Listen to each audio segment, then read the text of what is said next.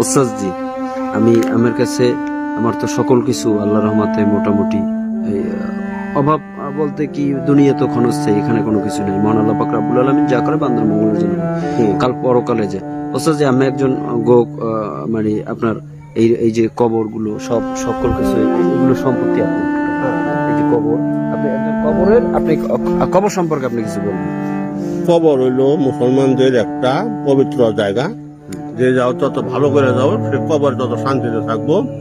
এই কবর কোনো মুসলমান যদি তার জায়গা জমির জন্য কবর যে কোনো অসুবিধা হয়, এখন হাজার লোকের কবর দেওয়ার জায়গা আমার আছে, তারা কবর দিতে পারবো, এর জন্য কোনো বিধি নিষেধ নাই।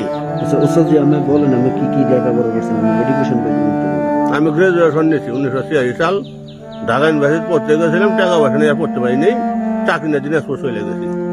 কোন সাবজেক্টে? বাংলাতে ঢাকাতে গেছিলাম, কিন্তু আচ্ছা, আমি বাংলায় অনার্স মাস্টার্স আমি করছি না, তাইলে আমি আমার যোগ্য উত্তরসূরি হইতে পারি না? অবশ্যই। তাহলে আমার জন্য কোন জায়গায় আমার 3.5 হাত মাটি দেবেন? আমি পৃথিবীতে আমার সবাই কষ্ট দিয়েছে, আমি কষ্ট ছাড়া আমি কিছু পাইনি জগতে, কষ্ট ছাড়া আমি কিছু আমার লাইফে জায়গাটা দেখাই দিই।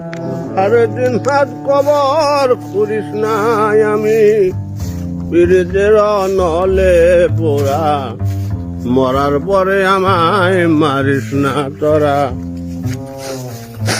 মরার পরে আমায় মারিস না, কাঁদিস না রে জংলার বাস, আমি একটা জিন্দা লাশ, কাটিস না রে জংলার বাস। আমার লাইগা এই যে সবচেয়ে আমার খবর ভাই ভাবি জ্যাঠা জেঠি গান গান ওস্তাদ জি, আমার খবরটা কোন জায়গায় বিষয়টা বলেন, আবার বলেন। তুমি কি বলছেন মানুষ?